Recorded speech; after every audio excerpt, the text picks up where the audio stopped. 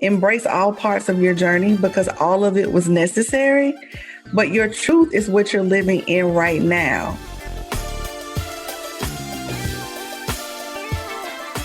Hey there, this is Patrice Washington from patricewashington.com, where we chase purpose, not money. Welcome back to all of our OG listeners and purpose chasers from all over the globe. And a big hello to our new listeners. Here's what you need to know. This is a community that believes that wealth is so much more than just money and material possessions. We believe in the original 12th century definition of wealth, which says it's about the condition of well-being. So each and every week, we seek to unpack what I call the 6 pillars of wealth and learn about all the other areas of life that impact our finances, whether we know it or not. If you need to catch up, head to patricewashington.com/start here and learn more about the pillars. That's patricewashington.com/start here. Now, before I jump in to today's episode, I have to tell you that this one was brought to you by me. Actually, it's brought to you by Purpose to Platform. We are now enrolling. So if you're starting to think about what's next for you when you leave your possibly high-paying, but maybe unfulfilling job and have no clue of where to start to build a strong foundation, my business accelerator and mentorship program, Purpose to Platform, may be just what you need. This online adventure will get you clear on how to package your purpose, communicate your promise to your ideal audience, choose the best platform for your personality and lifestyle, and create a premium offer. You'll have accountability and support in a dynamic community so you can finally make progress and be ready before you even need to pull that trigger on what may no longer be serving you. And let's see if we're a fit. Purpose2platform.com. That's purpose, the number 2, platform.com. Well, this week we have been in the middle of our incredible Creative for Purpose challenge. I absolutely love doing this challenge. I love really helping women unpack what's possible when they give themselves permission to tap into their gifts, their God-given gifts, and really just offer them in the marketplace in a way that's authentic. And one of the big challenges is sometimes because of all the tactics and the strategies and all of the marketing that's out there, we tend to believe that just being ourselves is not good enough.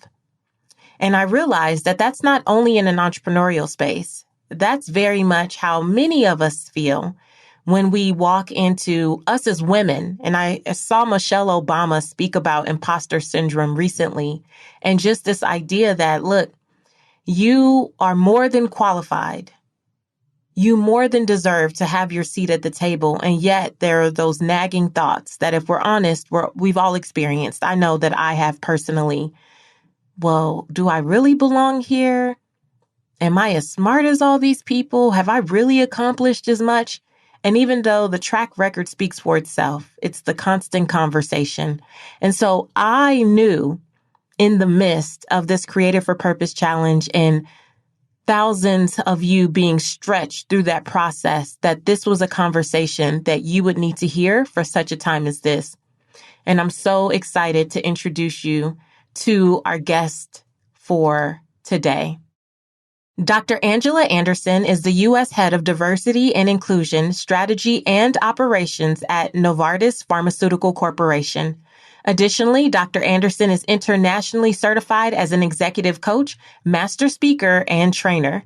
She specializes in providing training around the world on topics such as leadership, influence, motivation, communication, conflict resolution, and more. She's the #1 Amazon international best-selling author of Now What? Get Over Yourself and Move, and the co-host of the podcast, Just Be Real, Sis, established to have real conversations on issues that have historically been difficult to discuss. Without further ado, here's our conversation on overcoming imposter syndrome. Dr. Angela Anderson.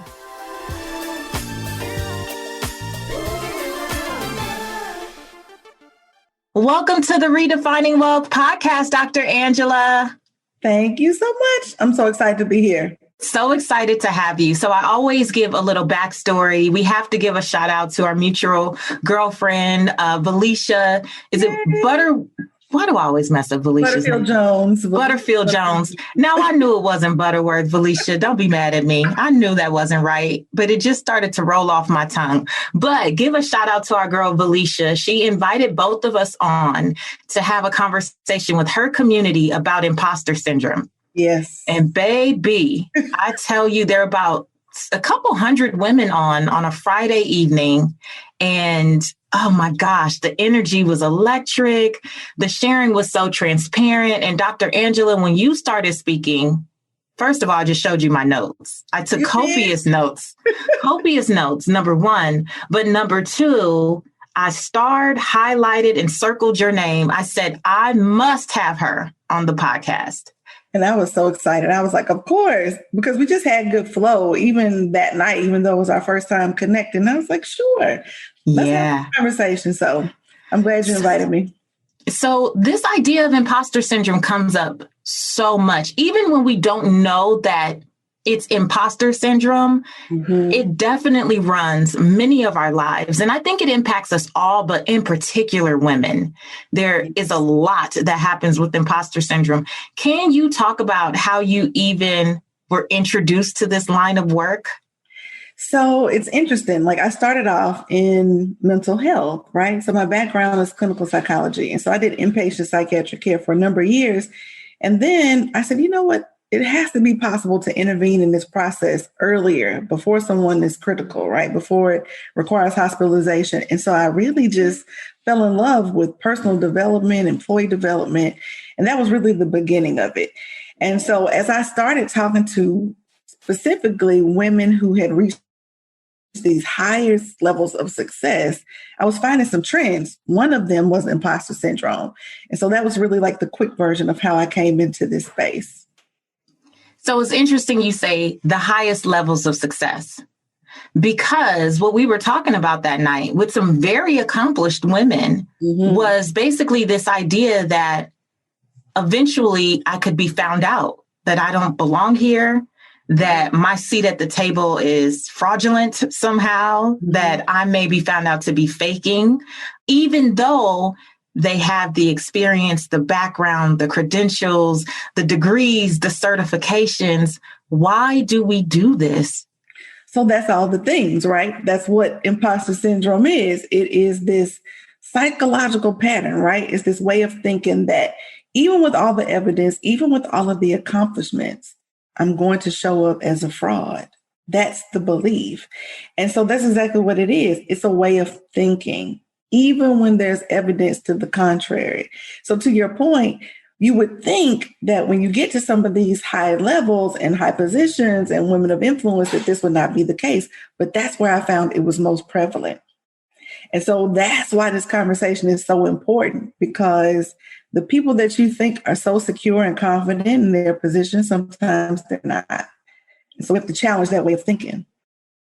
Well, I'm going to have a moment of transparency here and say I have battled with imposter syndrome my whole life, my entire life. Yet I was also the person who would get straight A's and, do all the studying and do all the research. But what I found myself doing was overcompensating and overthinking and overachieving, right? Just to be sure. But really, I was probably doing 130% when perhaps the person next to me was getting by with 70. I was just doing the most unnecessarily. And especially as women, I think sometimes we can do this, not just professionally, but as mothers, as spouses, like going over and above, but to the point of our own detriment. Absolutely. That's the thing. Even though you mentioned you see someone next to you that says 70%, that's not even where your focus is, because you're so convinced that you're not showing up as enough. You can't even see the evidence around you that you're outperforming everyone else. So what does this sound like? Someone who struggles with imposter syndrome, they may say, I feel like a fake. I only continue to win because of luck or chance. You may even minimize your success when someone presents you with the evidence that you're succeeding.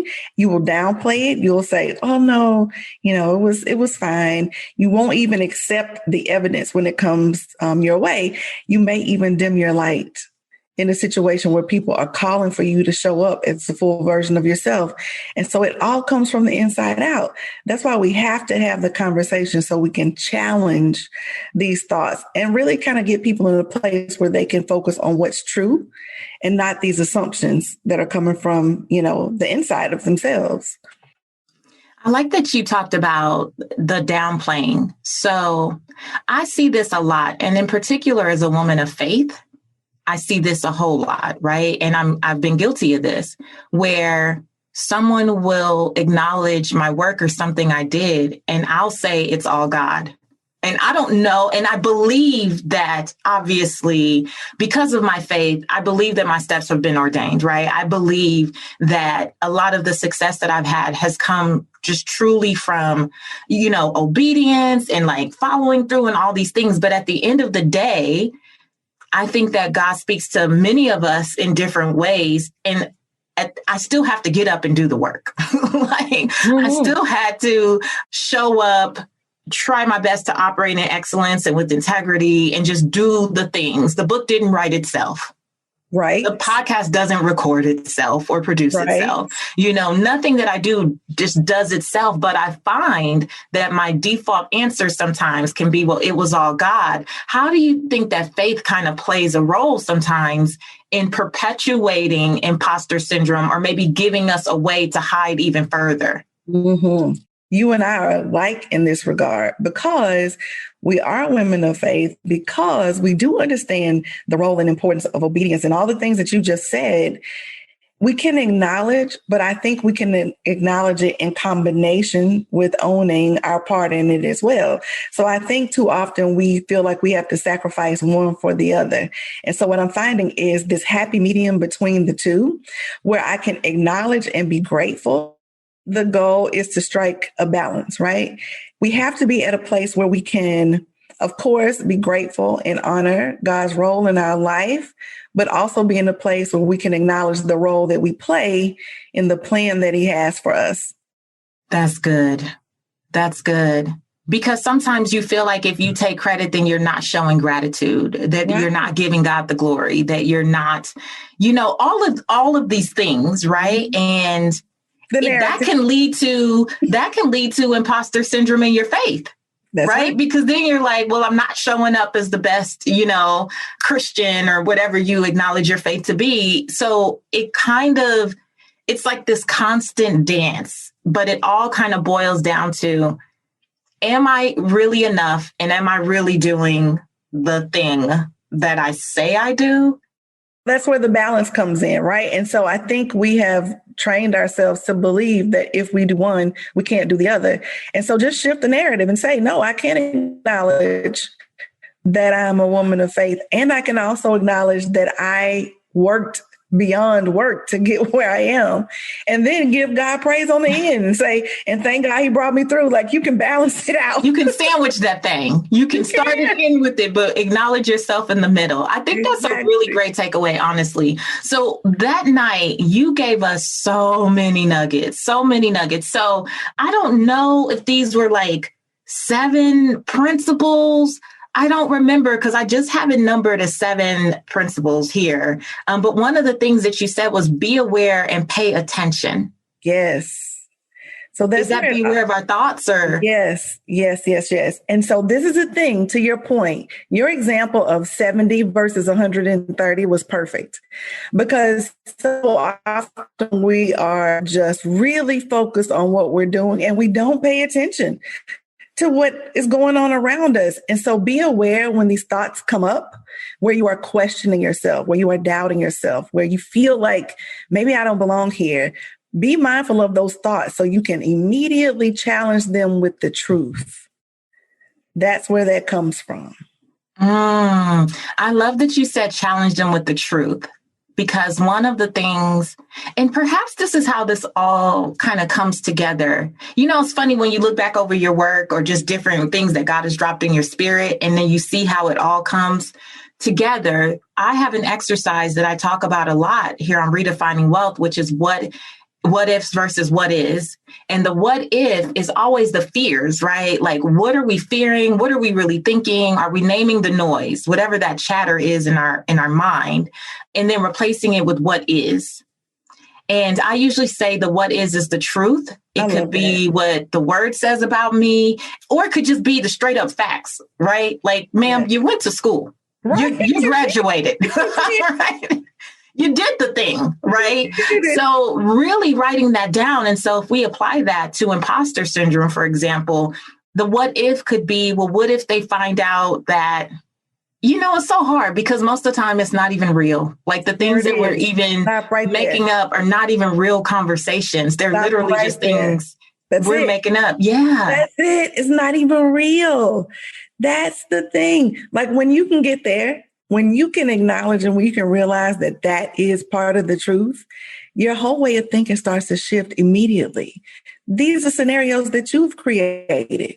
So take that creativity and funnel it into something that's going to be to your benefit or to the benefit of the world. You're wasting time, talent, and energy on scenarios that don't even exist, possibly.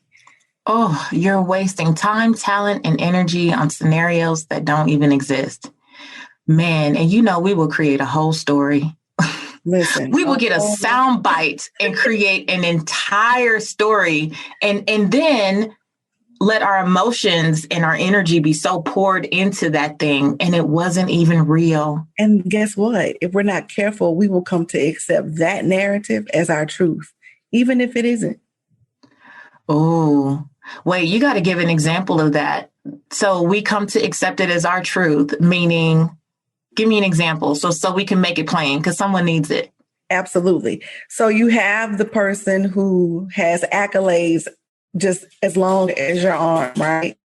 And every time they show up in a room, they still feel like they don't belong. Well, that's because they've played this narrative in their head, maybe to, you know, how they were treated as a young child, or maybe they played this narrative around the fact that they weren't accepted as a teenager in high school. That seed has been planted and it's stuck now. So even though they're grown, even though they've accomplished all the things emotionally, mentally, they're stuck as that girl who wasn't accepted. So even when they walk into the room with a room full of applause, who they are inside is still that little girl. And so that narrative became their truth instead of the evidence that's right in front of them. So let's talk about that. You mentioned maybe seeds of doubt that could have been planted early on. So sometimes, Dr. Angela, it's not just in our head. So some of these narratives we did not just come up with and then run with. Some of us actually had seeds of doubt or just negative talk that were introduced to us in adolescence. Yes. And so like for me, in my example, so I was always running from where I grew up to go and prove that I was better than that, right? And even when I got the things, it wasn't enough. Because the truth was, I still was very committed to the stories of what happened in 1989, right? And so how do you break the cycle or break these types of thoughts of imposter syndrome when you know very well and you rehearse and remember over and over again what your mama said, what your dad said, what a teacher said? How do we start to forgive them and just move on? It's a decision because you can live back there or you can live here. And so you decide. You can take into account the things that have happened because, you know, we're all products of our experience, all of us. And everything that happened led to where we are today. You can acknowledge your past without living in it. And that's the thing. Acknowledge what happened, but don't live there. Live where you are. It's part of your story. So, you know, I tell women all the time, embrace all parts of your journey because all of it was necessary. but your truth is what you're living in right now. And so, if anything, use your current situation as evidence that those people were wrong. Yeah. We have a great episode around that called Be Their Walking Contradiction. Yes, I love it. Yeah, be their walking contradiction. Yes. And even if what you said was true at the time, it could have been true then. That doesn't mean it's true now. Absolutely. That's called evolution. That's we've evolved. Amen. I heard that. So you said talk to people you trust who may assume the same thing. What did that mean? So the reason why I brought that up is because sometimes when you're in this state of feeling, like an imposter, you believe that you're the only one who feels this way. And so having conversations like this or talking to other women who are driven, accomplished, who are striving for amazing things in their life can help you come to terms with what you're feeling. It can also help you challenge some of the things that you're feeling because, when you see that another person is experiencing the same thing, it kind of removes some of that self-blame that comes into play because that's a big part of it. You feel bad for feeling like an imposter. So talking to other women is a way to help minimize some of that self-doubt. That's so good. Speaking of that, it comes up a lot in my coaching programs. So I really pride myself on creating safe spaces for us to just really, really get vulnerable and be honest about what's holding us back. Like what is keeping us from just doing the thing? Because many of the women, honestly, who I come into contact with, they are like one permission slip away from doing the thing. It's not that they're so lost. It's not that they have no idea what they're called to do. It's not that they don't know the story, right? It's that they literally just need permission. And they think it's from me. I'm always like, you give yourself permission. It's not from me, right? But I do call myself a chief purpose pusher for a reason, because I'm good for pushing folks out there, right? But in our spaces, it never fails that it comes up that someone will say, for example, I'm a certified nutritionist. I've got a background in fitness. I lost over 60 pounds holistically. I did this. I've helped all these people and my family, friends, church group do it. And then we go, okay, so you want to create a program to do it? Well, I don't know if I have enough, right? Like, I don't know if I've done enough. And I'm like, ma'am, you just gave me 19 things that say that you're enough, right? But what usually helps is when the other women raise their hands and say, so-and-so, that's how I feel. And I'm in the relationship space. And I know I've done these things. That's how I feel. And I'm in the money space. That's how I feel. And I'm here. And once we can have in any of these programs, that moment of hearing from other people that you are not alone, and that many of us go through this, that is usually the moment in the program where I know people are going to start to accelerate. That's it. What you're talking about is authenticity and transparency. I told someone the other day, I said, if you meet a successful person and they tell you they've never had a struggle, they're not telling you the truth. Ciao. They're only telling you part of the story, because the only way you get to certain levels of success is that you've had to go through some things. And so the way that we help other people who are on that journey is we have to tell them the truth. We have to tell them the truth. And so to your point, you're exactly right. Be your own permission slip. Can we say that? Be your own permission slip. Yeah. You said use your failures as a lesson, not as a character flaw. Yeah. And that's what we find too, is that like in my speaking training, Command the Stage, right? People don't want to tell the story because they feel like the story would highlight a failure, as opposed to really just seeing it as a lesson or a blessing. And it was the catalyst for why you are who you are today. So hiding and not wanting to share that really doesn't help you. And it definitely doesn't help the people you're called to serve. Exactly. Because the truth is going to come forward. It must. It's the nature of the truth. And so it's always best for you to be able to learn what you need to learn from the truth and use that as fuel, right? And so that goes back to what I was telling you. It's all necessary. But too often what happens is we create this, once again, another narrative in our head that we have to do everything perfectly. And if we make a mistake, we feel that it's who we are as opposed to the situation that happened. And so when I said that, I really wanted women to challenge that belief that mistakes are who you are versus something that has happened. Failure is practice. So learn what you need to learn, adjust, and do it again. And then if you fail again, learn what you need to learn and do it again. And so if we get into that habit, we're less likely to take it on as evidence of who we are versus something that has occurred in our life. That is so true. So true. It's practice. I tell my ladies all the time, okay, we're going to launch and then we're going to see how it goes. And we're going to do it again, right? Perfection beats progress. And I really feel I'm the queen of sloppy progress, honey. I have become the queen of sloppy progress. I have learned that a completed book is better than a perfect book.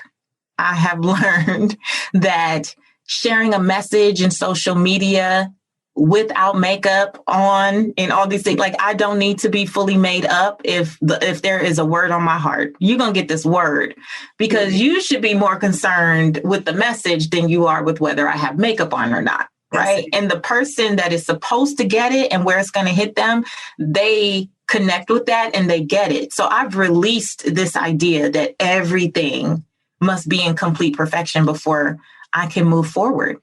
And that is one of the most freeing feelings. You talk about walking in purpose.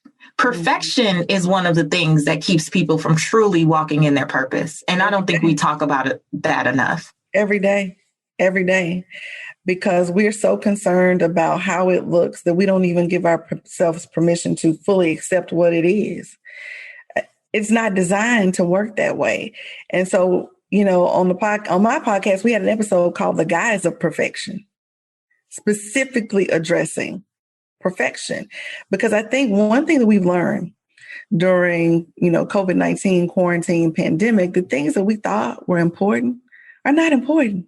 Our whole world shifted. Everything slowed down. Everything stopped. And so this need or this commitment to having to put things just right, we had to let go of that. We're doing everything from home now. And so I think that's the lesson in all of this, right? I use a sports analogy and I said, when you're watching a sporting event and you miss the play, they have instant replay where they slow it down so you can go back and see what happened. I said, we're in God's version of an instant replay. He slowed us all the way down so we can see what it is we really need to see. All of that stuff doesn't matter. What matters is that we do things like this, that we have conversations like this, that we tap into our humanity, that we really connect and not just the surface type of stuff, Yeah, that is so good. I was watching I think it was basketball. I think it might have been the playoffs with my husband. And I rarely pay attention. I'm not going to lie. I rarely pay attention. I'm usually there just, to be eye candy, I guess, girl. But I'm listening and they're talking about the percentages, from the shots, like shots made or shots, whatever. And they're like, oh, so-and-so is 46% from the whatever. Girl, I'm going to butcher it because but what I did, look, all the men listening are like, oh my gosh, Patrice, well, send me a DM and tell me how to say it then. But here's what I took away. I told my husband, I said, these men are paid millions of dollars. Not one person has said so-and-so is 99% from the field. Not one person is making 99% of the shots. They're not making 89% of the shots. They were impressed and really pumping up 46%. I kept hearing 48%. And I said, we would consider that a fail. Right.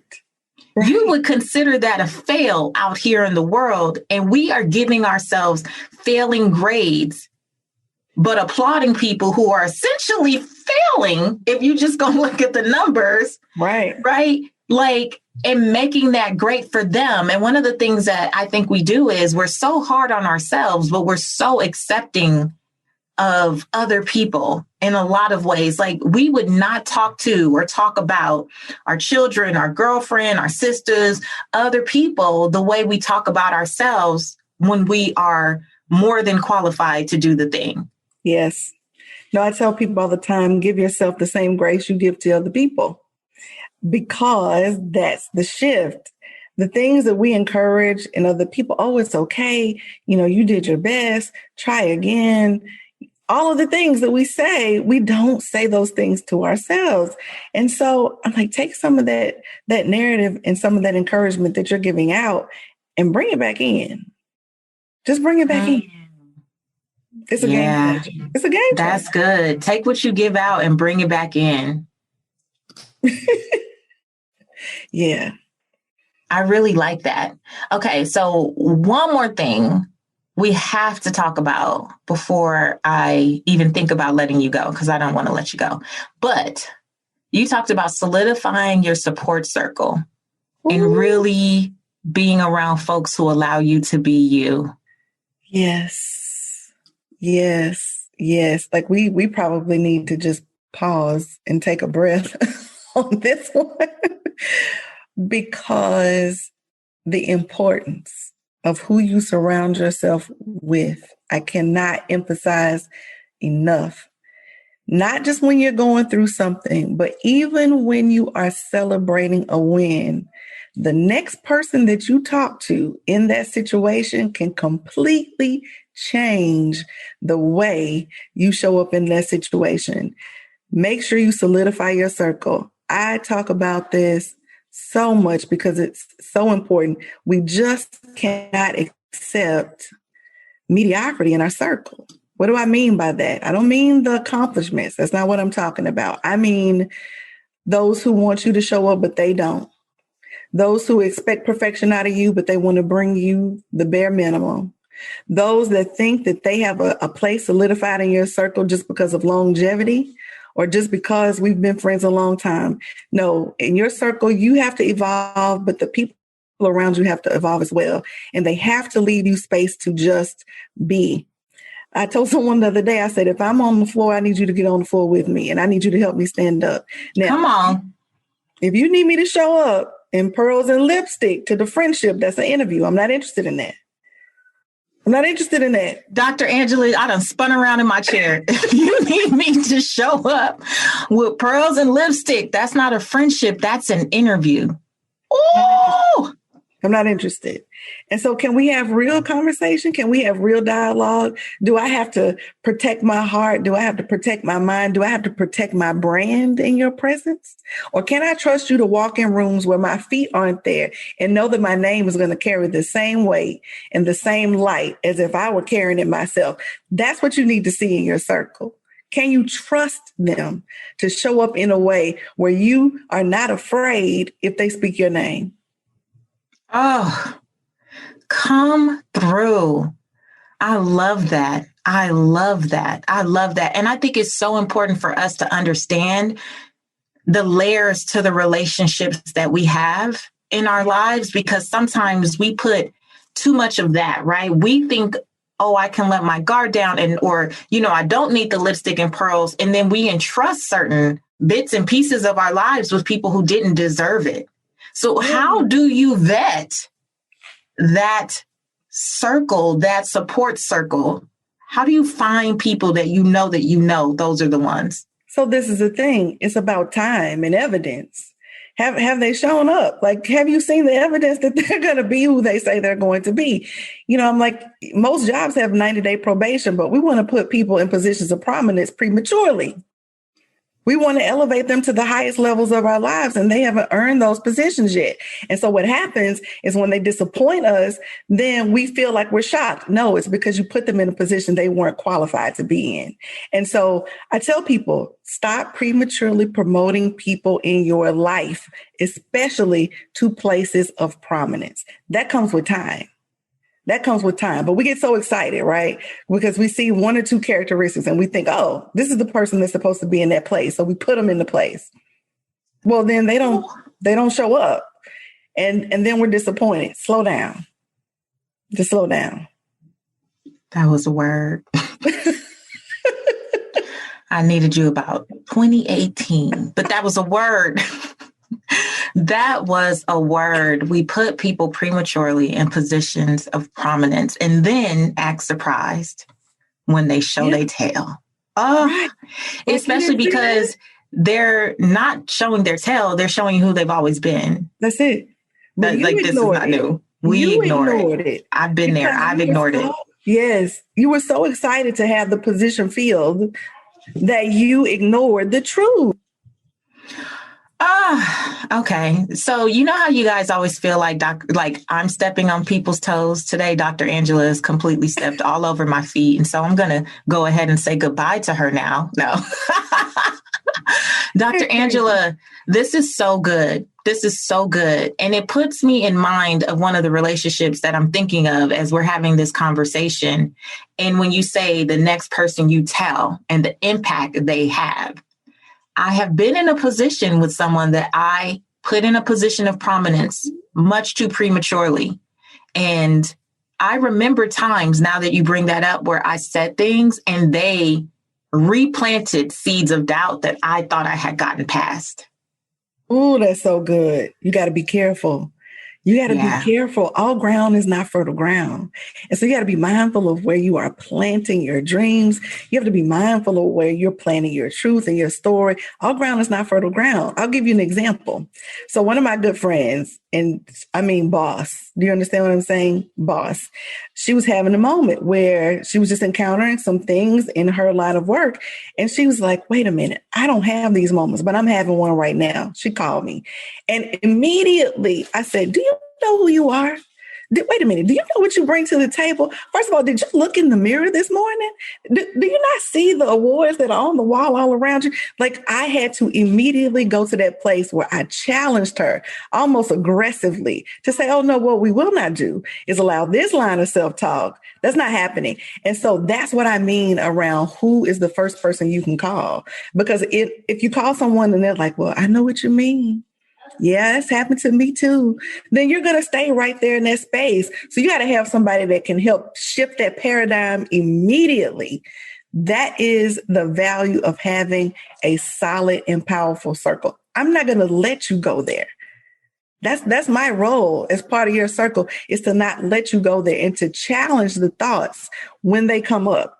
We can't sit here like, okay, you said what you said. I'm going to validate it. But we got to keep it moving, and we're going to root this situation in the truth, not negative self-talk. Wow. Wow. That's so good. We all need a circle. Like, if you don't have a circle and this doesn't come naturally with the people you're around, you really want to go curate. I think we need to be intentional about going to find and build those types of relationships, whether it's, being in a mastermind or getting in some type of community, right? Where you can be real, like you said, and not be the brand. I don't want to be the brand everywhere I go. Like, that's the podcast. Just be real, sis. That's where it came from, that title. And so this is the thing that I would challenge people to do. Be the type of friend that you want people to be to you, and then attract what it is that you need in your life. Sometimes we're so busy looking for what we need, we're already clouded by our judgment of what we want to see, which is why we have the tendency to prematurely promote, right? Because we want it so badly and we're seeking it out that we will overlook certain things. We will pretend that certain things aren't there just so we can have this circle. But when you commit yourself to doing the work from the inside out, and you demonstrate the behavior that you need to see in other people, you will attract that same energy to you, and your circle will happen organically. That is the best thing ever, because it isn't forced. It just is. It just is. That's so good. That's so good.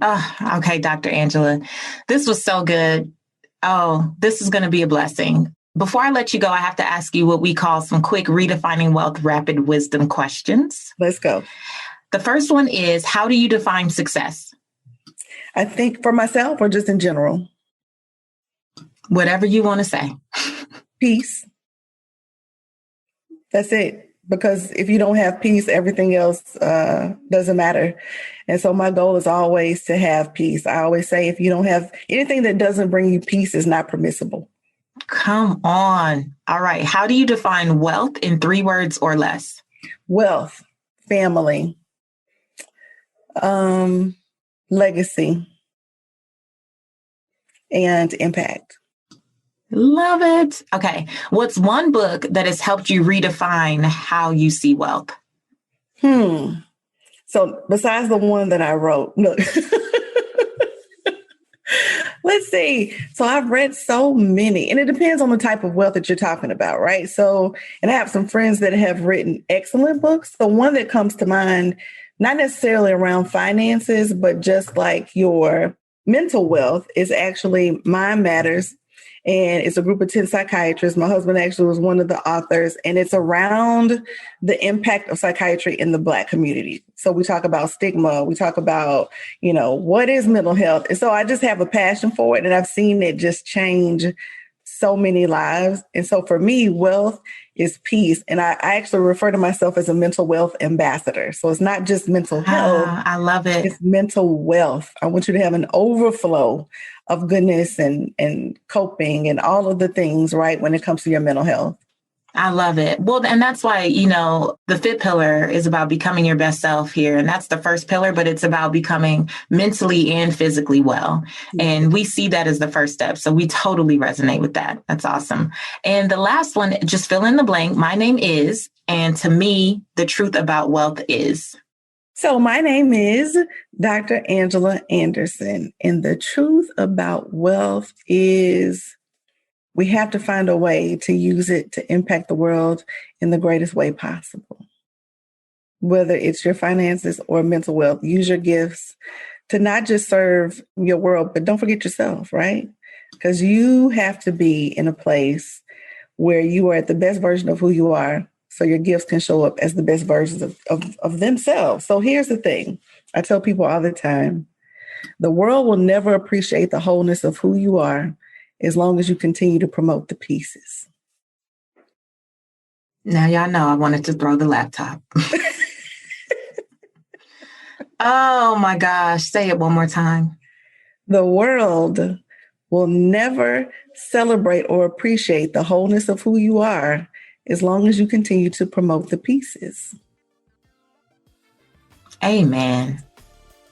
That is a mic drop. If I've ever heard one, that is a mic drop. Dr. Angela, thank you so much. My pleasure.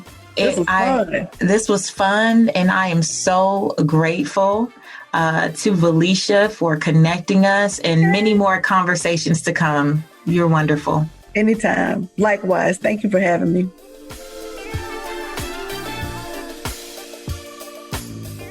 All right. Didn't I tell you it was the perfect conversation? Let me tell you something. If you have been experiencing imposter syndrome on any level as an entrepreneur, as an executive leader, you might be feeling it as a mom. I don't think there's any hierarchy here, right? It doesn't matter what area of your life you are experiencing what we talked about today.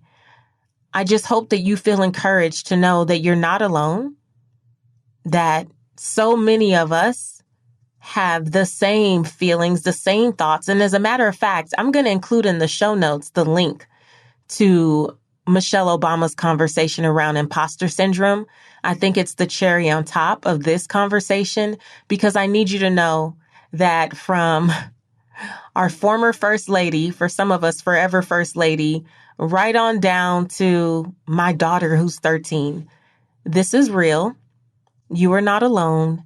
You're not the only one. You're not the first. You're not the last. But as Angela talked about, if you have that great girlfriend circle, we have that support system of people who will keep you lifted up and accountable and knowing that you are definitely deserving of everything that God has for you. And so I just want to remind you as well that the doors to Purpose to Platform are open. And if you don't naturally have that safe space for you to learn, to grow, for you to be able to share your wins, but also be comforted in the times when you're confused, you're lost, you're not quite clear on how you're going to express yourself in the marketplace, and really give yourself permission to use those God-given gifts without all the imposter syndrome or being willing to push through it. I want to invite you to consider Purpose to Platform. This is my baby. The doors are opening today officially for Purpose to Platform. We're only taking 125 women, and this is a safe space. It's an incubator. It's a place where you can take the cape off, you can take the mask off, and where you can finally just take a breath and say, I don't know what I don't know, but I know that I need more and that there's something next, and have no judgment, have no fear of being judged. That's what we create, an extremely safe space. And if you have any questions, come on over to the Facebook group. It's the Redefining Wealth Facebook group. Come on in. If you haven't checked out the challenge, you are missing out. It has been fire every single night since this Monday, and you definitely want to get in there and just meet purpose chasers from all over the world. How beautiful to see people from literally all over the world, all walks of life, getting clarity around what they've been called to do in the marketplace. It's beautiful. I love it. I'm honored to be the coach in this community, and I'm really looking forward to welcoming our next cohort. So hopefully, maybe that's you. I don't know. I hope so. All right. That's it for me. I got to get ready for Created for Purpose tonight. So until next time, I want you to go live your life's purpose, find fulfillment, and earn more without ever chasing money. Talk to you later.